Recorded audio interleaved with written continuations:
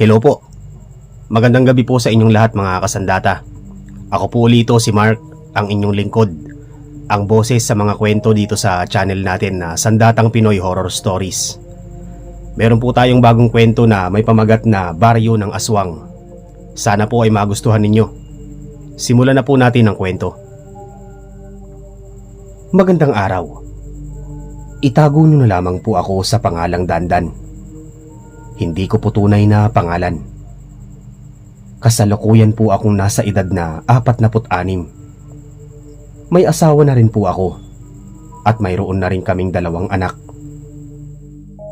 Ang kwentong aking ibabahagi po ngayon ay patungkol sa isang nakakasindak na karanasan nang minsan akong magbakasyon ng mag-isa sa kamag-anak namin sa Antique. Kagaya po ng ibang sender, pinili ko pong itago ang tunay kong pangalan at ang tunay na ring pangalan ng mga taong mababanggit sa istorya. Nagpasya rin po akong itago ang pinaka-eksaktong lugar ng pinangyarihan upang maproteksyonan ng turismo sa lugar na yon. Ang kwentong ito ay ang isa sa mga pinaka-nakakakilabot kong karanasan na talaga namang hinding-hindi ko na malilimutan pa. Paulit-ulit na nagmumulto sa alaala ng aking nakaraan ang mga tagpong ito. Gusto ko mang alisin na sa aking isipan ang senaryong ito. Subalit, pabalik-balik at paulit-ulit ko pa rin itong naiisip. Kararating ko lang po noon sa Antique mula Maynila. Nang bumaba ako ng bus, sobrang dilim na po ng paligid. Ginabi na pala ako sa biyahe. Ang tagal ko na po kasing hindi nakapagbakasyon sa amin. Kaya nang bumaba na ako, ay nanibago ako sa lugar. Hindi ko alam kung bakit parang mali yata ang nababaang lugar.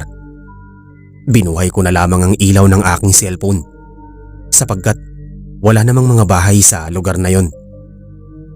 Wala rin akong makitang masyadong tao na dumaraan. Bala ko sanang tumawag sa aking asawa at mga anak at kapatid. Subalit napasapo na lamang po ako sa aking noo nang mapansin kong walang signal sa lugar na yon.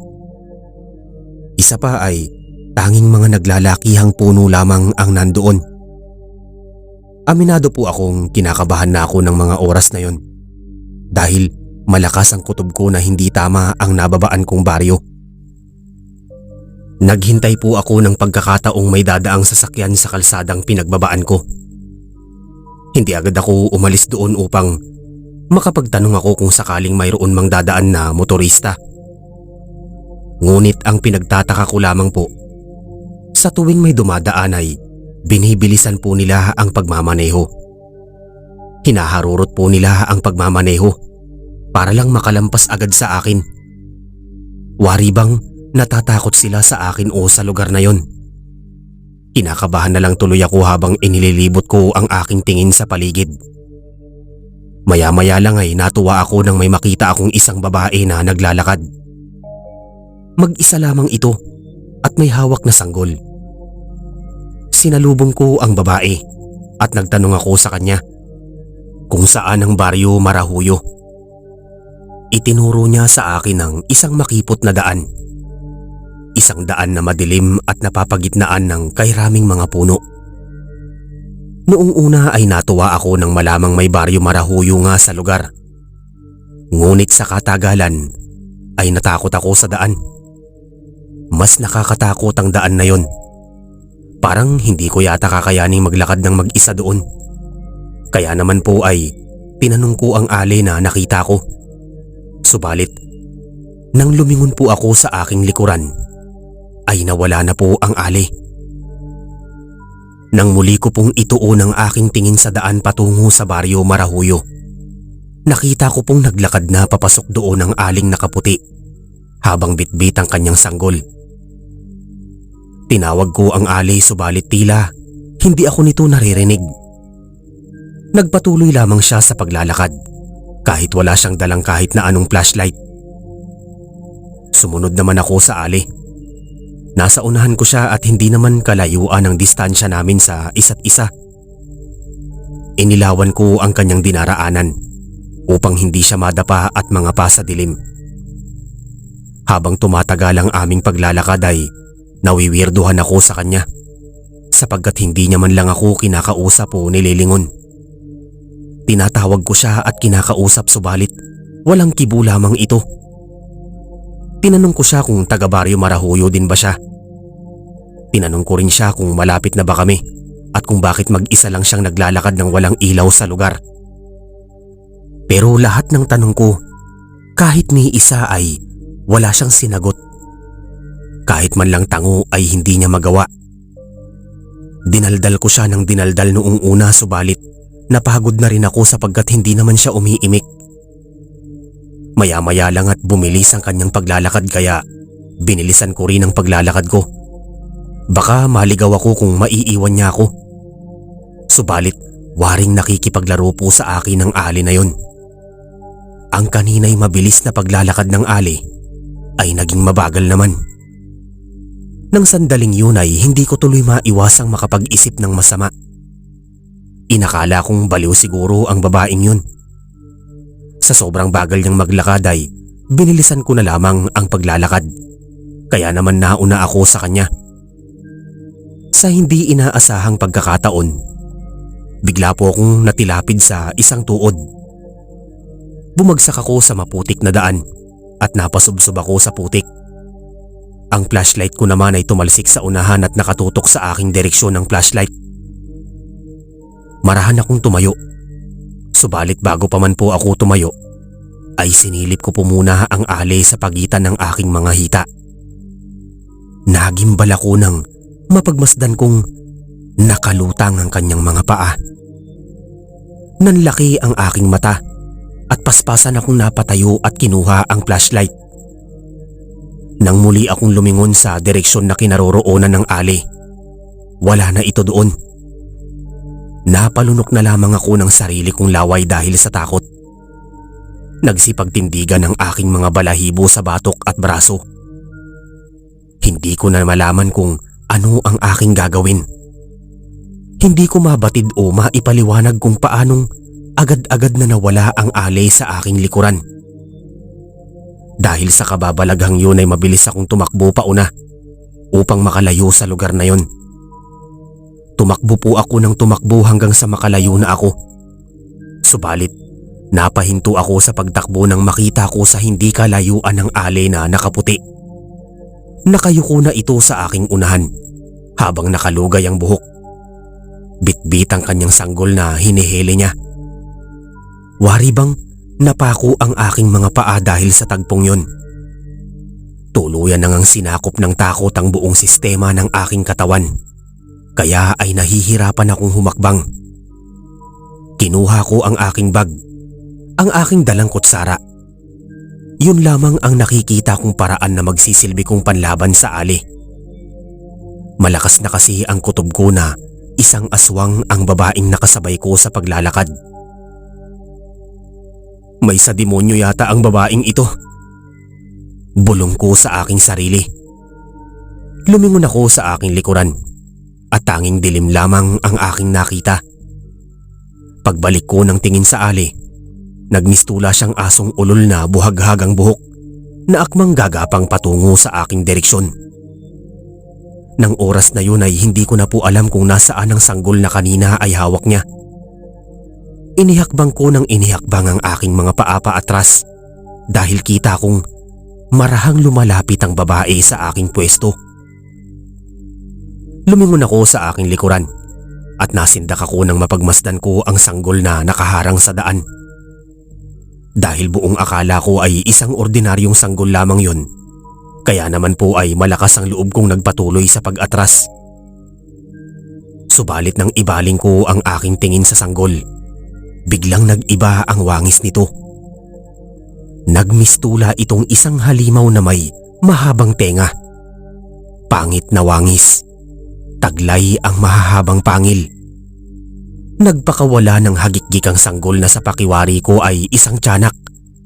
Pagkatapos ay agad itong sumunggab sa akin na sinalubong ko naman ng isang malakas na pagsipa na ikinatalsik po nun patungo sa kasukalan. Pagkatapos ay mabilis akong tumakbo pabalik sa dinaanan ko habang ang ali na aswang ay pagapang na hinahabol ako.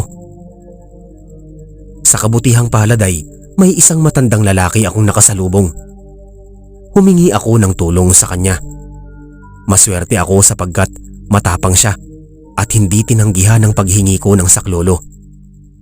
Itinuro ko sa kanya ang babaeng naroong huminto sa paghabol sa akin. Sa pagkakataong yun, ay nagmistula na namang ali na kaawa-awa na may kargang sanggol ang babaeng yun. Sinigawan lamang sila ng matandang lalaki at umalis na agad ang ali. Malaki ang pasasalamat ko sa matandang tumulong sa akin. Nakiusap ako sa kanya na samahan akong ihatid patungo sa bahay namin. Ngunit nagulat na lamang ako nang malamang maling baryo pala ang aking napuntahan. Kapangalan lang pala ng lugar namin ang baryo nila. Gayunpaman, dahil gabi na ay inalok ako ng matanda na sa kanila raw muna ako makitulog dahil gabi na. Hindi naman ako tumanggi dahil aminado akong natatakot akong maglakad pabalik sa daang yun ng mag-isa. Baka mamaya ay bigla akong balikan ng mag-inang aswang. Agad akong sumama sa matandang lalaki. Panatag ang loob ko ng sandaling yun at maswerte kami dahil wala naman kaming napansing kababalaghan sa daan. Siguro natunugan ng mga aswang na may dayo rito sa aming baryo. Kaya matapang silang naglagalag. Usal ng matandang lalaki na talaga namang naghatid sa akin ng kilabot. Patuloy kaming naglakad hanggang sa narating namin ang baryo Marahuyo. Nang makarating kami sa baryo, ay nakumpirma kong ibang baryo nga ang napuntahan ko. Nang oras na yun ay pilit akong naghahanap ng signal upang makatawag sa kamag-anak ko subalit wala naman pong signal sa lugar na napuntahan ko. Nangangamba na ako ng mga sandaling yun dahil baka ay nag-aalala na sa akin ang aking mga kamag-anak kung bakit hindi ako nakarating gayong gabi. Sa kabilang banda ay malaki ang pasasalamat ko dahil maayos akong tinanggap ng pamilya ng matandang lalaki sa kanilang tahanan. Munti lamang ang kanilang bahay na yari sa pawid at kawayan.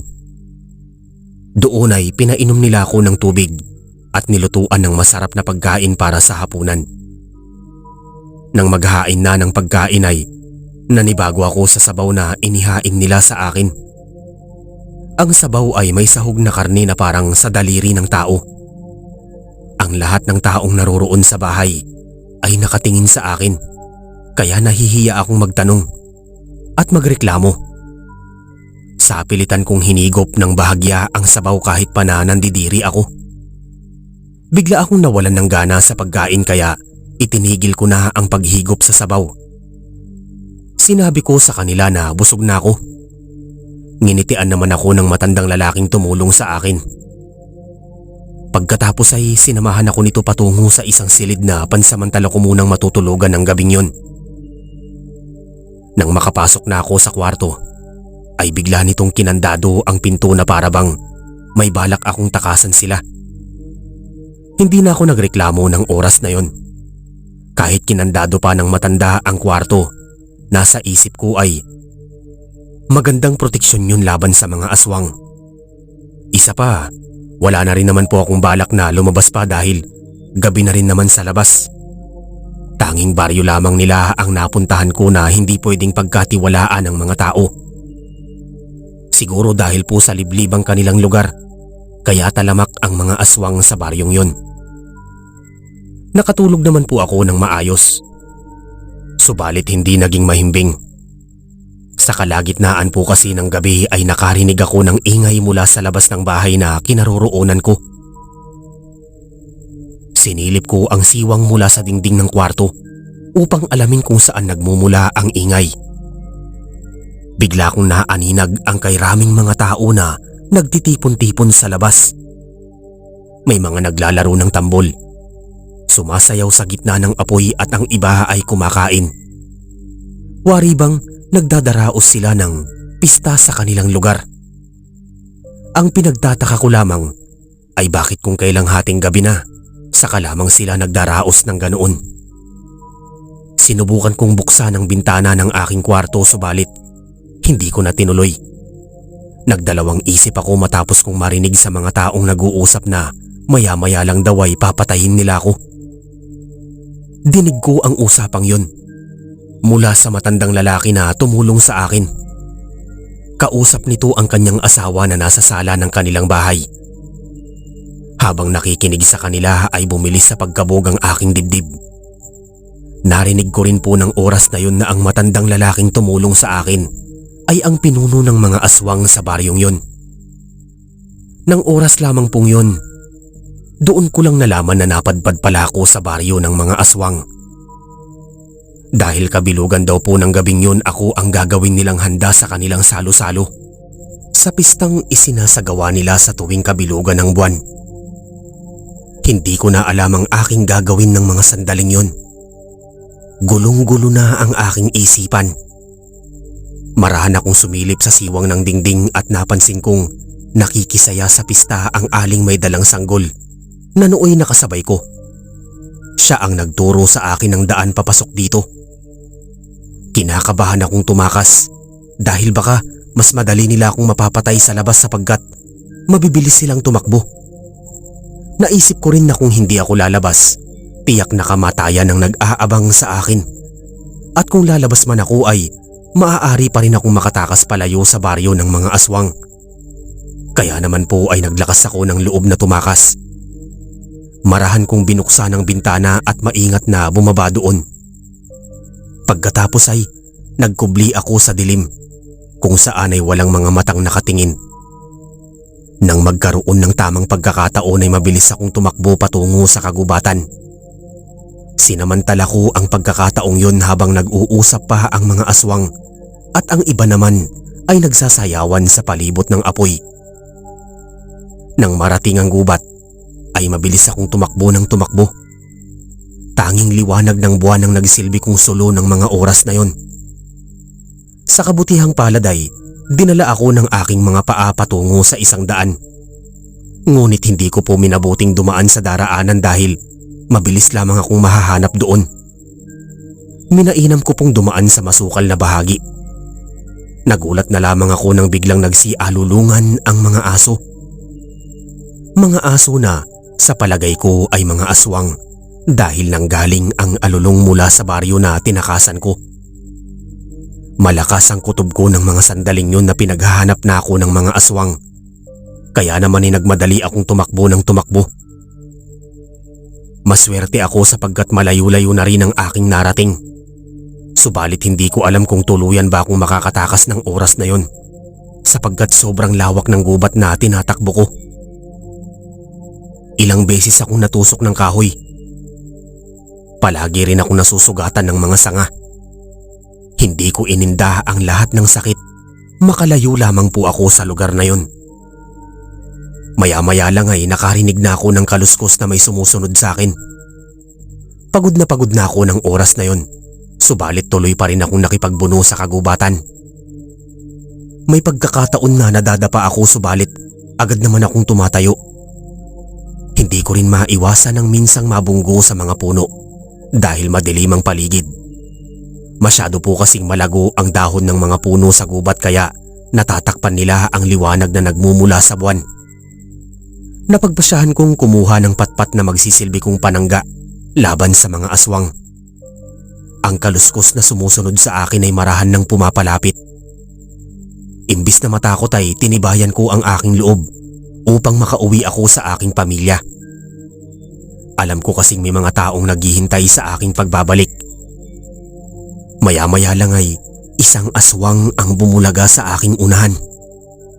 Agad ako nitong sinunggaban pero umilag ako at nagpatuloy sa pagtakbo.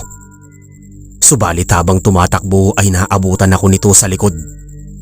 Nang sumampa ang aswang sa aking likod, gumulong ako palusong sa bahagi ng gubat na naging dahilan ng panghihina ng aswang. Nang mapadpad sa patag ay agad ko siyang sinaksak ng patpat sa magkabila niyang mata. Nang sa ganoon ay mahirapan ito sa pagsunod sa akin. Bumulagta ang aswang sa lupa at nangapa. Dahil binulag ko siya, sinamantala ko ang pagkakataong yun upang makalaban. Inuntog ko ang ulo niya sa isang malaking puno na Ikinawalan nun ng malay. Inakala kong tapos na ang kalbaryo subalit muli kong nakaengkwentro ang Ali kasama ang kanyang anak na isang tiyanak. Matapos kong hinarapang mag-inang aswang at nilabanan sila gamit lamang ang bangyasan na nakapako roon sa gubat. Ginawa kong si Batang bangyasan at paulit-ulit kong dinikdik ang tiyanak hanggang sa madurog ang ulo nito. Nawalan ng buhay ang tiyanak at ng sandaling yun ay galit na galit sa akin ang Ali. Galit na galit ito sapagkat napatay ko ang kanyang anak. Sumunggab siya sa akin. Sinibat ko siya gamit ang bangyasan ngunit nailagan niya yun. Tumama lamang ang bangyasan sa katawan ng saging at doon tumusok. Sinakal ako ng Ali habang ang kanyang muka ay naging mabalasik. Nagkiskisan ang kanyang mga ngipin na wari bang gigil ng kagati ng hilaw na karne ng aking katawan. Paulit-ulit niya po akong pinagkakalmot sa aking katawan at bibihira lamang ang pagkakataon na nakakailag ako. Muli akong may nakapa na kawayan at ginamit ko yon bilang magsisilbing panalag laban sa kagat ng aswang na babae at sa kanyang matatalas na kuko. Sobrang nakakangilo nang tumama ang kuko ng aswang sa kawayan na aking hawak. Sumagit-git kasi ang kuko nito sa kawayan na aking pinansalag. Ginamit ko ng buong lakas ang aking enerhiya at hinampas ko ng kawayan sa ulo ang aswang na yon. Nang bumulagta ang aswang sa lupa, ay doon ko siya paulit-ulit na pinaghampas sa ulo hanggang sa madurog ang kanyang muka. Nang makita kong gumagalaw pa siya, tinusok ko ang kawayan sa mismong dibdib niya. Biglang narinig kong dumarami pa ang mga aswang na nakasunod sa akin. Nagkaluskusan ang mga puno at dahon. Mabuti na lamang at isang ilog ang aking nakita. Mabilis akong tumalon doon nang walang pag-aalinlangan. Sinugsog ko ang ilog bababa hanggang sa napadpad ako sa maraming kabahayan. Inabutan ako ng umaga sa Kalalangoy hanggang sa may mga taong nakakita sa akin. Tinulungan nila ako at ginamot nila. Pagkatapos ay tinulungan nila akong makarating sa aking mga kamag-anak. Nadatnan ko sa aming baryo na naroon ang aking asawa at anak. Sumunod pala sa akin matapos na malamang hindi ako nakapunta sa tamang panahon. Tuwang-tuwa ako dahil nakita ko naman ang aking mga lolo, lola at kamag-anak sa Antique. Nagkaroon ng masayang kwentuhan ng lahat hanggang sa nauwi po sa isang katatakutan ng kwentuhan.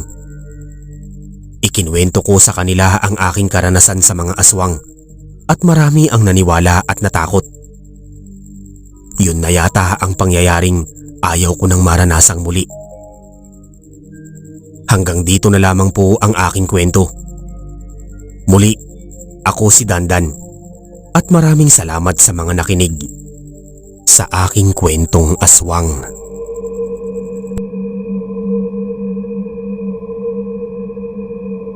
Mga kasandata, maraming salamat po sa pakikinig ng kwento natin para sa araw na ito. Sana po ay nagustuhan po ninyo. Salamat po sa walang sawang pagsuporta dito sa channel. Sa mga patuloy po na nakikinig at sumusubaybay. Pasensya po kung matagal ang pag-upload natin ng mga story dahil hanggang ngayon ay hindi pa naaayos ang issue ng YouTube ngayon dahil sa mga bagong policy nila. Sana po ay hindi kayo magsawang maghintay at sumuporta dito sa channel. Muli po, ako po si Mark, ang inyong narrator. Kita-kits po sa mga susunod pang kwento. Maraming salamat po sa inyong lahat.